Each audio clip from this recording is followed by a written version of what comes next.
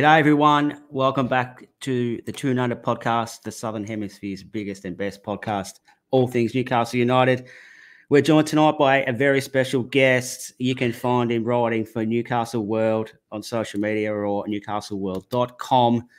On the interwebs, it's a big welcome to Mr. Charlie Bennett. Charlie, how are you, mate? How we doing, lads? How we doing? I'm probably a little bit colder than you lads right now. I know it's that time of year where it's the sun's just starting to shine in Australia, but over here I've got the heating full belt.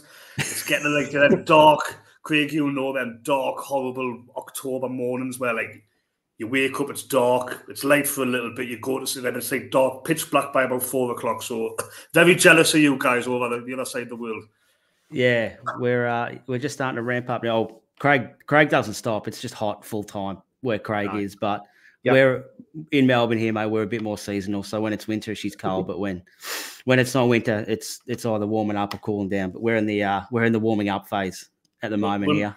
The thing is about over here, like there's colder countries than England. Like obviously, it's just you go to, like Norway or something, it's freezing. But like it's just so grey over here. Like it's just like it's just like dull and like it's, you know what I mean? It's just damp all the time. You wouldn't think we were a country that like had like Shakespeare and that knocking about because like the weather's just so like uninspiring the weather. But I wish I was like had a few cans of lager, I was at a surfboard, and I wish I was on the beach somewhere in Australia. Like put it that way. Yeah, I was going to say put your thongs on, mate, but when I say put your thongs on, it probably means something different to you than what it does to us over here. A thong, I would be like what a female might wear on the beach. Yeah, that's what I mean. Yeah, I've had a couple of strange looks, but when I've been staying with family and they say, "Do you want to come to Asda or something?" I said, "Yeah, no dramas, mate. I'll just grab me thongs." And they kind of look at me and tilt their head like, "What the hell are you talking about, mate?" What's a weird? I was speaking to an Australian not long ago, and I said vest, like as in like a sleeveless jacket. It's like a sleeveless top that somebody might wear, like I don't know, like in bed or just lounging in the house. And I can't remember what the word was, but the Australian word for it, I'd never heard of it before. Maybe we'll correct it. Singlet. Sorry, mate. Nah. Singlet is the word, I believe. That was it. Yeah, that was the singlet. Word. Yeah. That was it. I baffled me at first, that one as well. I have the idea as well. All right. Well, we could wax lyrical about the differences in our countries all night, mate. But that's not why we're here. So I guess before we get started, it'd be a good idea to sort of let everyone know, or not let everyone know, but tell everyone a little bit about yourself. Where'd you start? How'd you sort of get to where you are now? Spot on, mate. So born and raised in Newcastle. Live in the west end of the city. My mum's from the east end of the city. Lifelong Newcastle United fan. I remember going to the games as a kid, just Toon daft, like a bit like your background there, mate. My wall was all like black and white stripes and everything, and yeah, mate. But from leaving school, I'm 27 now. But from leaving school, I was a construction worker, so I was working on the road, concrete, tarmac, stuff like that. Got about 21, 22. I thought I didn't want a bad back by the time I'm 30. I need to be doing something different here. And I was all right at English in school. English was like I wasn't like a nerd or anything, but like if there was one subject where I was actually half decent, that was English. And obviously, I love football, love Newcastle United. So I put the two and two together. I was like, maybe be a sports writer. Do you know what I mean? I was no good. I was no good at football. I've got 2 left feet. I couldn't kick a football, but I could talk about it, and I could I love following it. So. Yeah, mate. So I went to university a little bit later than like you would normally go. Like most people go about 18. I don't know if that's the same over there. Yeah, I was sort of finish school and get stuck into it straight away. Yeah. So I was about 22. I'd been working on the building sites and stuff, and then mate, like got to uni, and I felt like I wanted to be there. I wasn't just there like for a piss up or anything. You know what I mean? Like, I had sort of like a vision in my head. And I got stuck in, mate. Obviously, the Newcastle Chronicle was a local paper. In my last year of university, I was already like freelancing for them, like just sort of working like on the agency. Like I wasn't like on the books, I was just freelancing. And then now I'm at Newcastle World, mate, just covering Newcastle United, writing about the club. And yeah, mate, I'm not where I want to be at the end. I'm not like at the end goal yet, but I'm nearly there. I'm still working towards it, mate. So that's it. That's mate. That's what I tell everyone is. You got to figure out where you are and where you want to get to, and then you basically got to fill in the rest. So if you, it sounds like you're on the right track to where you are. So now with the Newcastle World stuff and whatnot, what does your typical week look like if it's a normal, I guess, Saturday to Saturday or weekend to weekend game? What does your typical week look like? Well, right now, mate, with the international break, there's not much going on. Stuff all going on. But no, mate, the industry has changed a little bit because the golden ages would have been like, I wish I'd have been doing this in a way like back in like the 90s and stuff, because you would have been like in a newsroom. It was all about print, do you know, like obviously the paper in the morning, you need to get the story for the morning. But now, like me, I literally work from home. Like unless there's a game on or whatever, or I'm sent somewhere.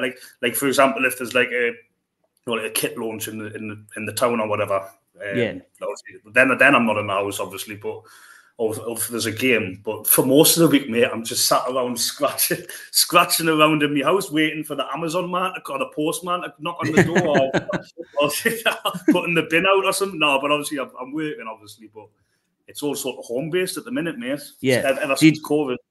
Do you do the press conferences and stuff or not? Not, I haven't, but it sounds like it won't be very long until Jordan Cronin, who's my colleague, he's the guy for us at the minute who does the press conferences and that. But it sounds like in time that might be a thing.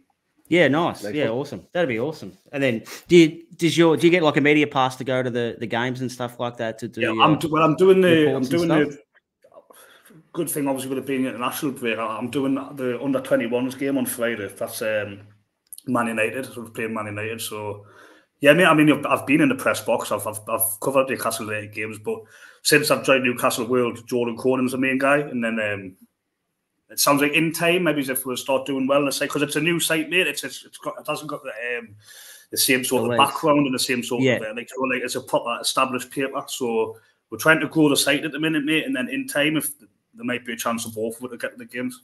Yeah, awesome, nice. So yeah, I guess we'll get stuck into what it's probably been the hottest topic the last kind of 2 or 3 weeks is the whole stadium shenanigans, what's going on and things like that. And that's part of the reason why we're pretty keen to get you on, is to kind of get a feel of someone on the ground over there. We only sort of read about it on social media and stuff like that, and it's hard to kind of get a feel of what it's actually like in the city about it. Like I imagine there's be a fair bit of buzz around what the options might be and stuff like that. So I'll start off with a two-parter. What do you think should happen with the new stadium, or not a new stadium, but with the whole stadium kind of topic? What's your kind of ideal scenario on it? Well, from my point of view, last week I wrote a piece, and I actually sort of detached what I thought about it, and I wrote like, first half of the piece was if I wanted a new stadium, the second half was if I wanted to stay, and I felt like everything that I love football for was going into this sort of stay. Like it was like a pre-match pie, like all these sort of little things, like the stadium that's been there, like your dad's been there, your granddad's been there, blah blah blah, the history, some of the games. And I felt like when I was writing the argument to get a new stadium, it was all the stuff that I hate about football, like PSR and like, do you know what I mean? Do you get what I'm trying to say? Yeah. It was sort of like a head and a heart decision. The corporate side of it as well. Yes, and definitely like NFL and stuff like that. And so but I do understand that there was obviously need for more capacity. And Keegan, I don't know, have you ever been to Newcastle at all? Or I have, I have a few times, Yeah, I mean, well, you'll have an idea then. With the stadium located where it is, it's like so central. Like if the stadium got taken away outside of the city centre, mate, like honestly, like it would just kill the whole of the Toon. It wouldn't create like 100% all your pubs, all your restaurants, like your hotels. It is like a bit of a cliche, but the stadium where it is now is sort of like the heartbeat of the city. But in the ideal world, I'd want to try and explore expanding the capacity. But then I think I've seen the Telegraph said that it was going to cost like £1 billion or something. So it makes you think, why not build a new stadium? But I think a good sort of compromise would be if they could build on the current site, a bit like what Tottenham did, a bit like what Wembley did. But the only dilemma then would be like, where would they play? And I think people could accept maybe moving out of the city for 2, 3, 4 years. Yeah. If it was going to be back like on a new St James's Park in like a few years' time, I think that would be a decent compromise if they can't get the stadium any bigger than it is now. Yeah. So I guess part 2 is that's what you think. What do you think they'll actually do though? I think it would be either that. I would probably lean towards that. I don't know whether that's just my opinion sort of creeping in there, but that does seem like a plausible thing. But like I say, the only dilemma would be where they would play. Other than that, I think they'd just build a new stadium totally. I kind of see them. I think they've been drip feeding sort of negative information about like basically prepared. Just like preparing the fans. Like, look, we're kind of stay at St James's Park. I think they've sort of been drip feeding it. That statement last week or 2 weeks ago, whatever it was, I think that was sort of like the trial run to say like, look, we're kind of stay at St James's Park. I don't know what you lads thought like when you read that stadium. It did sound like they were sort of testing the air, didn't it? Yeah. Craig. You and Jack done a pod. I don't think it was not last week, the week before about it all. So for those of you who haven't watched it or heard it, I highly encourage you to go and listen to that. But just in a brief way, mate, what was your kind of thoughts on the whole thing?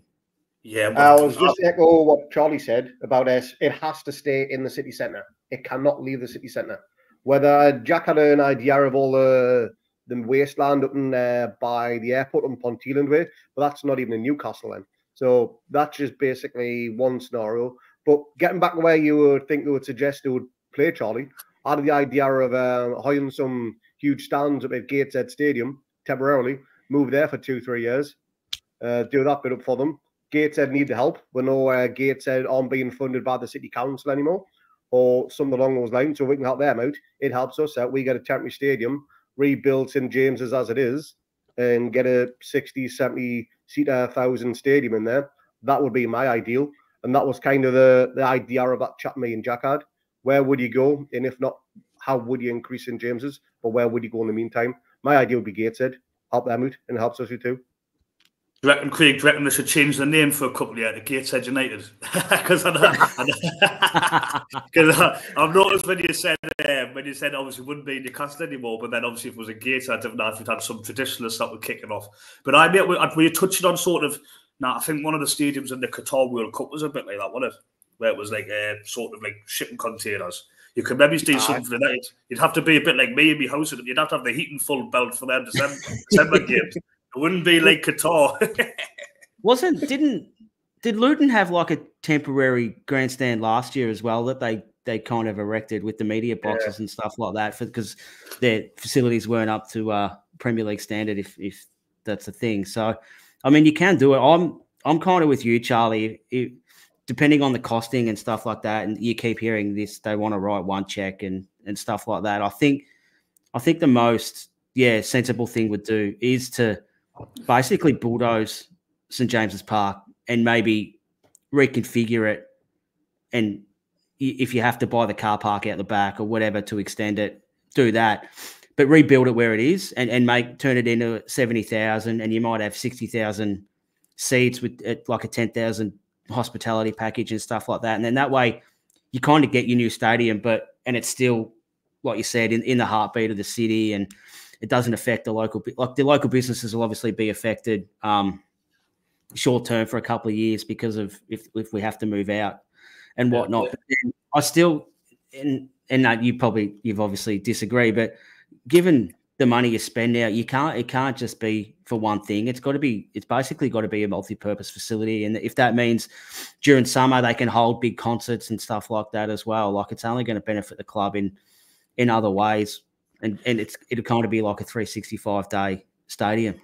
Yeah, I mean, I've got no. I think we're going to have like concerts and like that. I think that would be great. It's when I see people on the Twitter say like NFL and that. I mean, I couldn't tell you one. And obviously, I think that works in London with Tottenham because it's such a big It's city. London too, though. I think like it's flashy and it's fancy. It's London and it's a bit la-di-da and whatnot, but.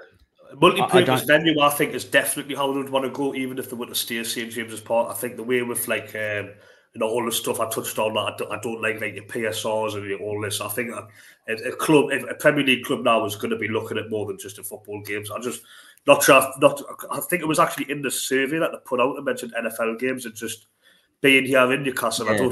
I couldn't tell you one person who watches it. You know what I mean? Yeah. I think that does work in London. But I don't know if they've had the rugby here. They've had your Magic Weekend rugby games and stuff here. So, and that's worked well. But the one thing that I do think that not many people are talking about, mate, is that could be a bit of a problem for staying where it is that the ground that St James's Park's on, I don't think it'll be a problem. It's just another hurdle.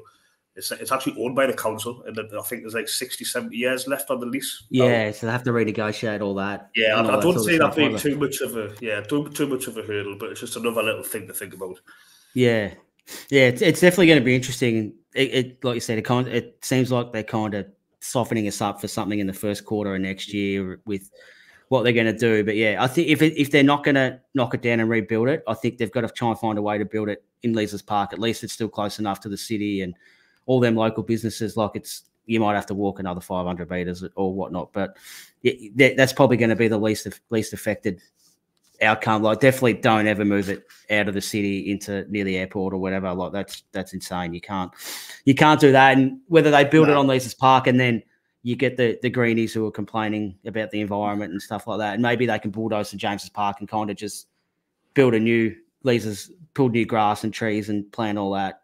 Sort of where St James's Park is now. I think it's sort of like a government policy now that if they were to build on like a Greenland or whatever, Leisler's Park, they would have to like commit to build more, like replace that Greenland elsewhere. Yeah, exactly.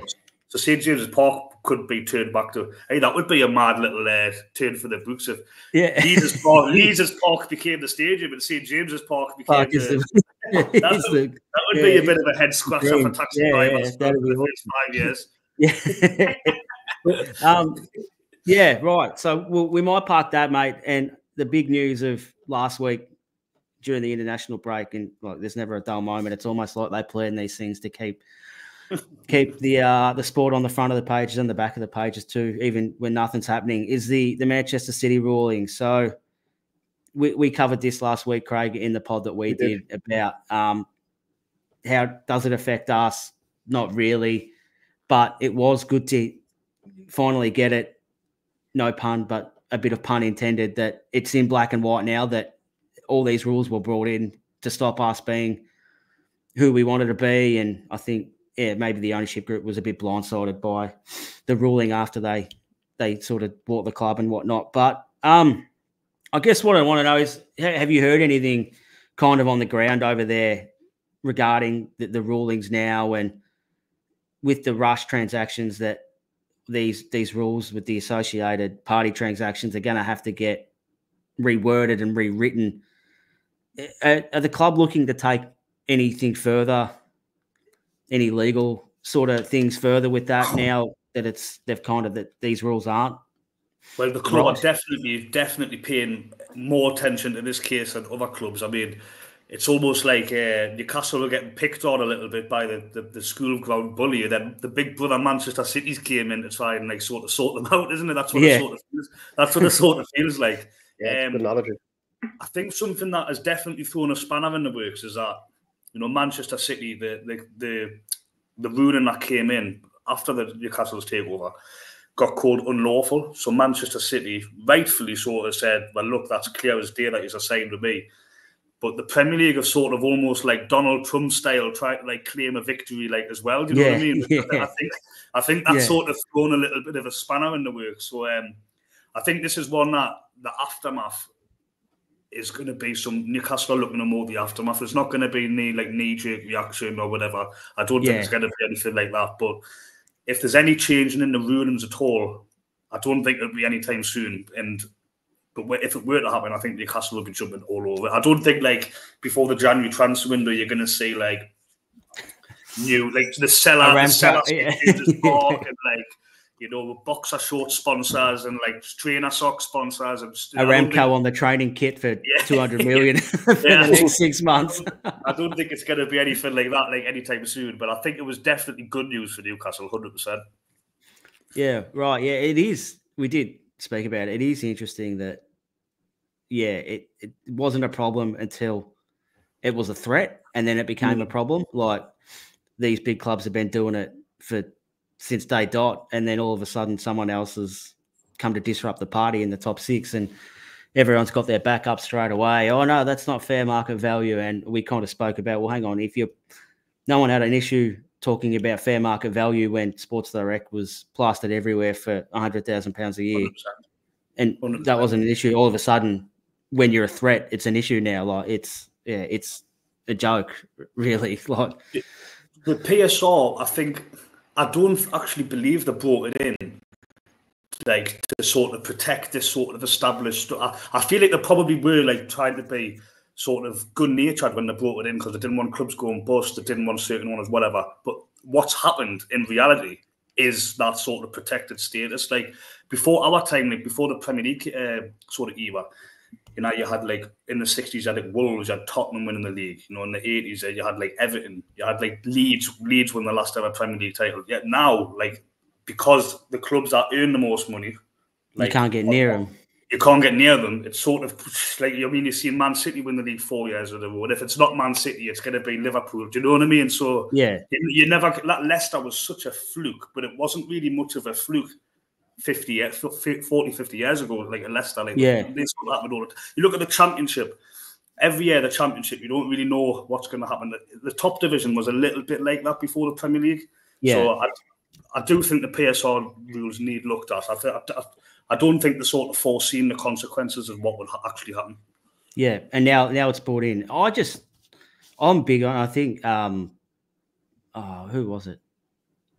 Kieran Maguire spoke about it. Like you can haggle the intricacies of the PSR and all that, but the fact that this rule was brought in 10 years ago, or around 10 years ago, and it's still the same profit and loss than what it was. Like that's insane. Like the inflation that's happened over these years is massive, but they're still clinging on to this same amount. Like it is, you can still have the rules, but geez, at least account, like have a certain amount of inflation each year that, okay, well, it might be 120, then it might be 130, then 145.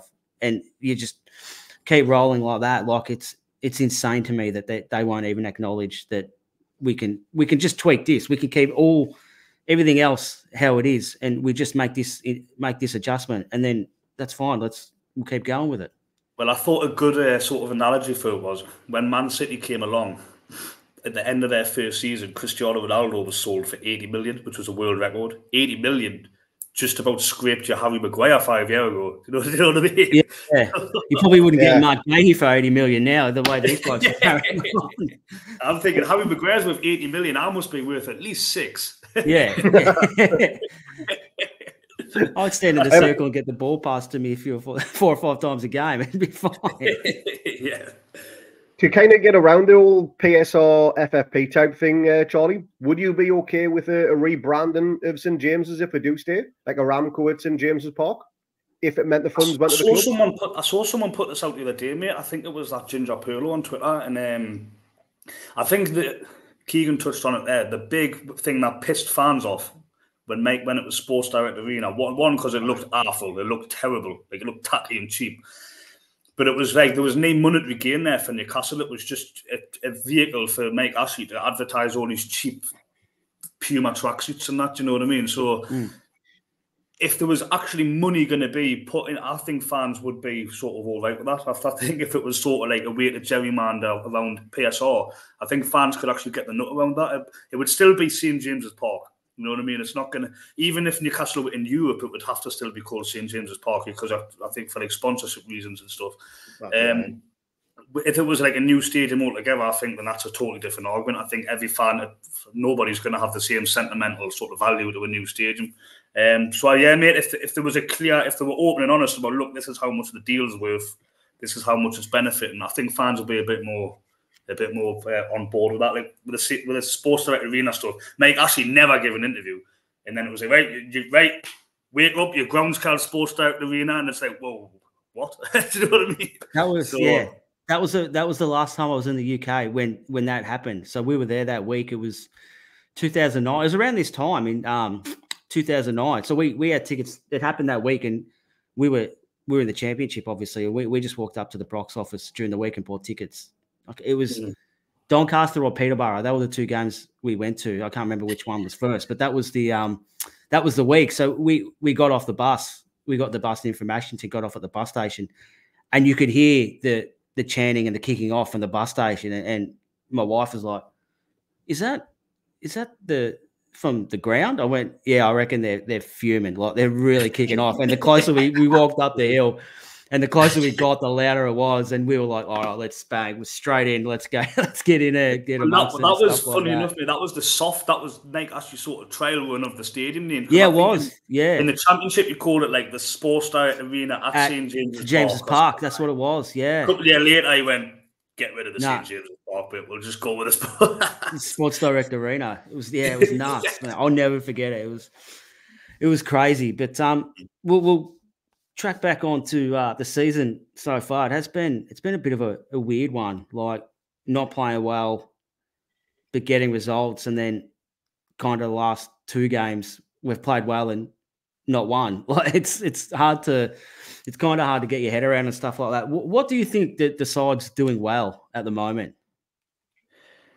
I do agree with you there, mate, in terms of the last 2 games have been, I think if they had a striker, whether it be Wilson or Isak in that Everton game, I think they would have won, like, wouldn't they? They would have won. Easily. Yeah, without a doubt. So I do think there's room for improvement. I do think as well, Eddie Howe is starting to stumble across his best team. It's just a shame. Obviously, Trippier's now injured for a few weeks. Eddie Howe is starting to, like the first 2 weeks of the season, it was like, is it Hall or is it Kelly? Is it Livramento or is it Trippier? Is it Barnes or is it Gordon? Like I think now he's sort of settling. That midfield is starting to look decent. The biggest for me is right wing, man. You write down Newcastle's best team on paper. Right wing sticks out a million miles, doesn't it? I mean, yeah. 3 years ago, the takeover, we had Miggy and Murphy as the right wing options. 3 years down the line, we've still got Miggy and Murphy. Yeah. But I think they're growing into the season, mate. I think, like I said, he's coming into we've had a little bit of an uplift in performances. I think he's sort of starting to suss out his best team, and I think the one thing for me is this next run of games looks quite tough. I think Brighton, I didn't really want to say must win, but it's definitely a must not lose, because after that it looks a little bit tough, doesn't it? Yeah, the next quarter week, or not week, the next little batch before the next international break in, I think it's the 11th of November. We've got Brighton and Arsenal at home, but then Chelsea and Forest away, and plus we've got Chelsea in the cup at home as well. So it is a tricky little 5-game fixture and stuff like that. What do you reckon's good, Craig, for that? What would you expect for them? What would you be happy with over them the next 5 games, assuming that progressing in the cup's probably one of them? Staying in the cup is a must. Chelsea's record at St James's is awful lately, so that's a one positive to look at. Beating Brighton is, again, I don't want to say it's a must-win game, but it's a must-win game with the fixtures coming up. And also we've got a point to prove for Yankuba Minta. Hopefully he's kept quiet for 90 minutes, if he's given any game time, that is. And yeah, you've just jinxed it, man. Yeah. Guaranteed, nailed on the score now. It's going to be tough, especially Arsenal. It's at St James's, that game, I think. So yeah, the history from last season with Gordon's goal and Joe Linton, did he or did he not foul? I think it was Gabriel. I didn't think he did at the time, but that's probably me with the black and white glasses on. But yeah, they're going to be up for it. They're going to want a little bit of a revenge. So that's going to be a feisty game, hopefully. That could play into our hands as well, to be honest. But yeah, the Brighton game is make or break in terms of keeping that momentum and staying top to mid-table effectively. We don't want to be dropping into the bottom half and beating Chelsea in the cup. Didn't want to go to penalties like they did last time. And hopefully there's no brain faults from certain defenders like Trips did. And, he might be injured, mate. He might not have to worry about it. Yeah, hopefully he's not there. And Tino has a cracking game. He came to life in that game against Man United in the League Cup last year. He absolutely tore them a new one. Yeah. But it's going to be a tough set of games. And just before you touched on what a striker, we would have won that game, Aid Goodison. Do you think with Wilson being injured prone effectively, that's actually having an impact on Isak and his performance because he's having to play pretty much 90 minutes every game? Mate, that's a brilliant point, because you think back to that season when they finished 4th, Howe was sort of rotating them, wasn't he? I remember a couple of away games they played Everton, no, they played West Ham and they played West. I think the team stayed down London for 4 games. I think they played West Ham on a Thursday and they played Brentford on the Sunday. And he rotated them brilliantly. I think they might have even second half. I think they might have even played together. And that's definitely something. I mean, Wilson's obviously with his injury problems, but Isak's he's not really one to hang your hat on either. As when it comes to he always seems to get like little niggling ones. And I think if you've got someone to come in for Isak and give him a bit of a rest on that, I think he's obviously been flogged like a horse before he eventually got injured, didn't he? What about Asula though? Because I understand Eddie how he likes to sort of integrate players slowly, but I thought bloody hell if Isak and Wilson are injured, if this is a chance to hire him in the deep end. But I don't know. That was just what I was thinking about the other day. Yeah, it's a tricky one, but I don't think Wilson's injury is hampering Isak's performance on a weekly basis, to be honest, because he's not a 90-minute player. He seems to be gassed when he gets like 75, 80 minutes. Whether that's a national fitness type thing, who knows? But having Wilson back after the international break can only be a bonus. Having 3 strikers to choose from, again, can only be a bonus too. I actually thought Wilson was probably a bigger miss against Everton than Isak because it was just crying out for that sort of predatory striker in the box, wasn't it? Like we'll have looked so a much bit ball in there. Yeah, definitely, mate. We look a bit lightweight up front when Gordon played as a number 9, didn't we? Like obviously he's always going to run around, he's going to run the channels and that, and he can be the player, but he is lightweight up front, isn't he, Gordon? He's obviously much better suited playing out wide. Yeah, but yeah, that's the thing. You don't just lose your striker now. That you lose your best left winger at the same time. Like it's actually a double hit, and especially if you're not going to play Asula, and there is part of me that says, and it was the same as Lewis Hall last year.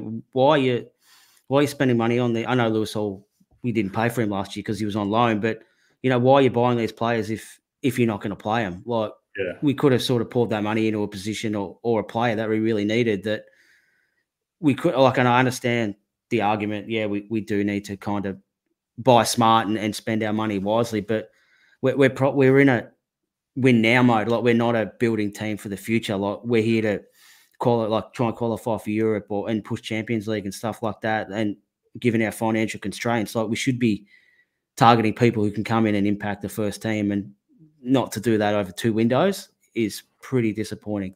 It's a weird one as well because I think with Asula, they've clearly, obviously nowhere near as good, but they've clearly tried to sign a player like that. It's like a similar sort of profile like Isak. So I think if you had to put him in the team and kept going on your left, you wouldn't have the shape of the front line wouldn't have actually looked as bad. The front line for me has been the biggest concern this season. I think it's looked a little bit just disjointed at times. And yeah, mate. Like I said, Eddie Howe likes to integrate players in slowly, but I think when your 2 strikers are injured, I think that's a chance to actually give them a chance.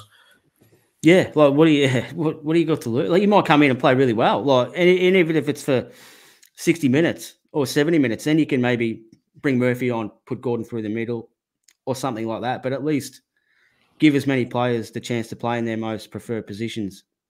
And then if things aren't working, then look to change it. But it does.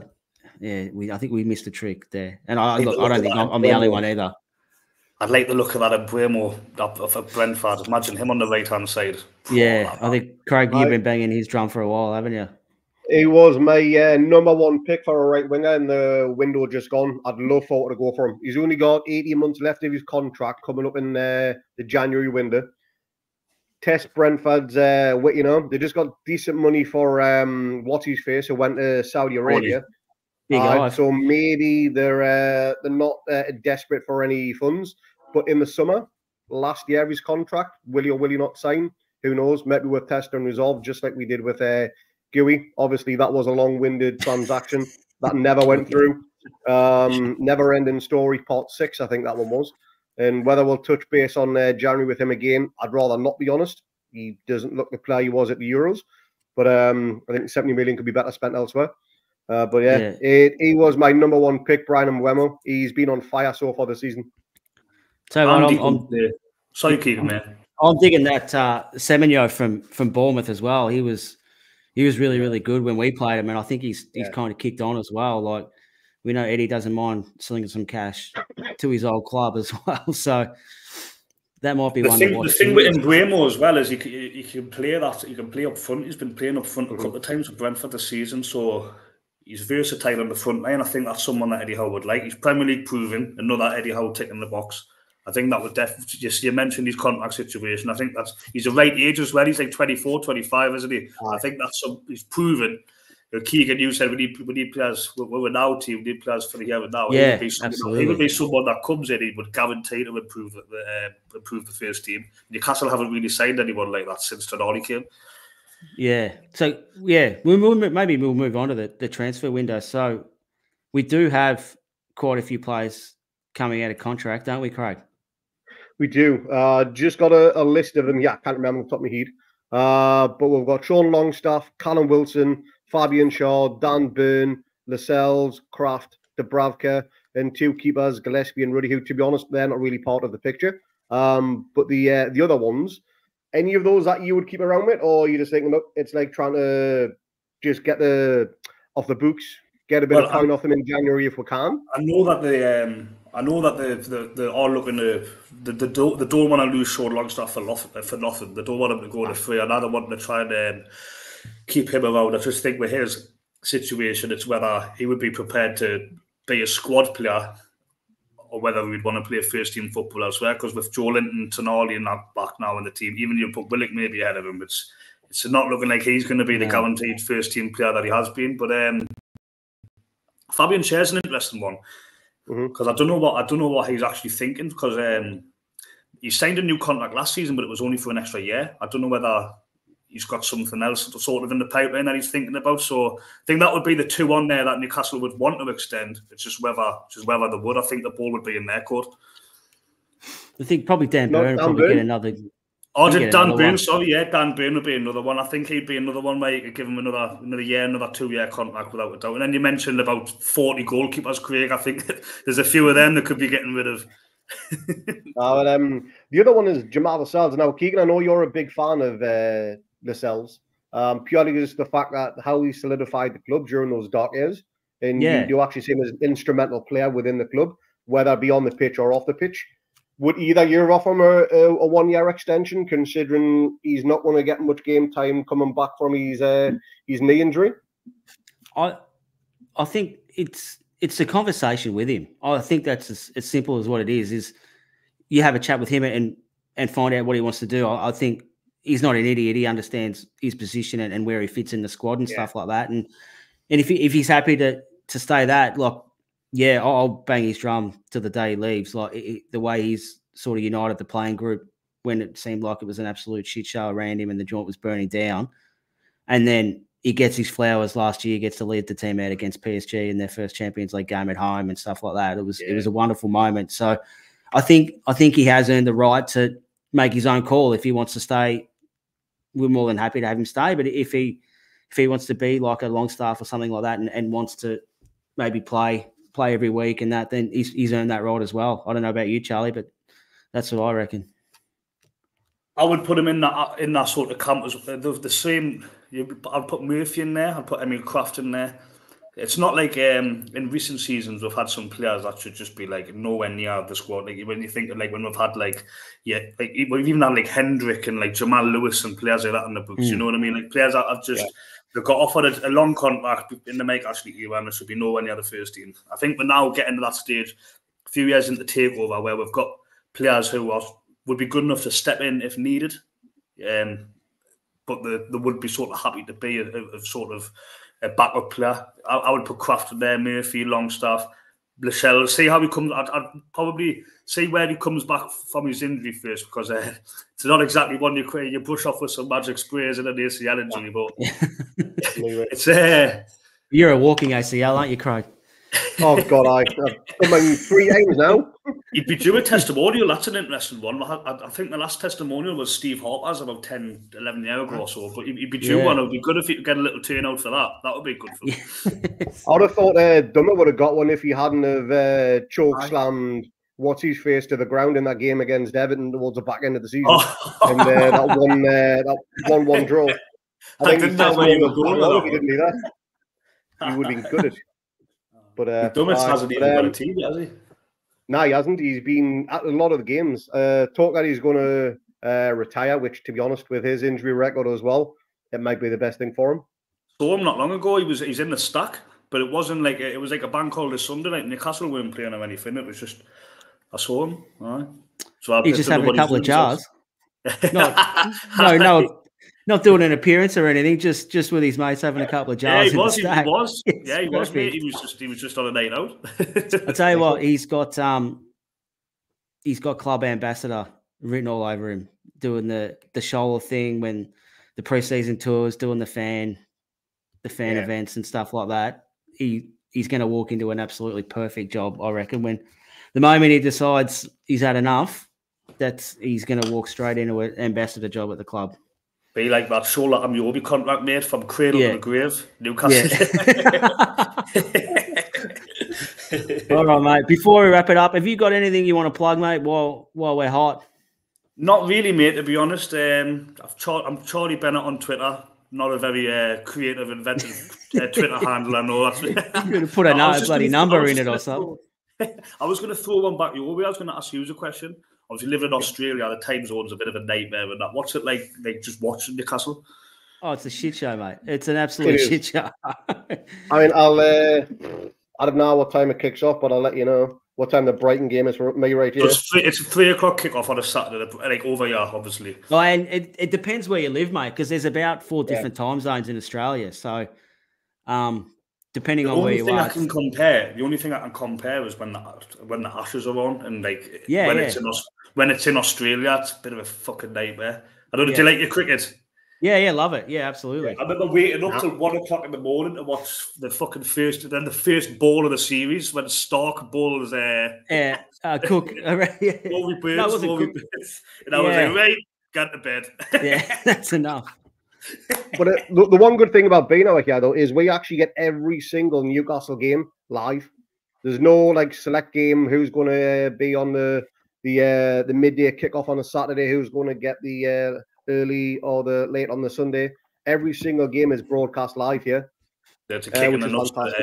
It's a proper ball lake that over there. Obviously, between us lads, everybody has like one of them dodgy fire sticks these days. but like if you want to get in the pub and watch it, like, and it's a 3 o'clock kickoff, you can't, you know what I mean? So it is a proper ball lake. Like that's one thing I am jealous of overseas fans. But obviously, the time you've got to wake up to watch the game, and that's a nightmare. Yeah. It's kind of weird for us. So, like where I am in Melbourne and Sydney or Victoria, New South Wales. So the Saturday lunchtime kickoff starts at 9:30 at night for us, which isn't too bad. But now, our clocks are going forward. So pretty much all the midweek games kick off about 7 o'clock in the morning. So what are they? 7:30, 8 o'clock kickoffs at night over there. It's 7 a.m. But I mean what time's the Brighton game, Craig, for us or for you? Brighton game is midday for me, so it'll be 1 for you. But midnight. To give the Everton game, I think, was a 2:30 in the morning kickoff. So that was fun waking up for that 0-0 draw. But pretty much all of it get up every week, watch every game, and a lot of it have done it for a lot of years. Jimmy, who he watches pretty much every single sport on the planet, he doesn't actually go to sleep. I'm pretty sure he doesn't. He's like some type of vampire.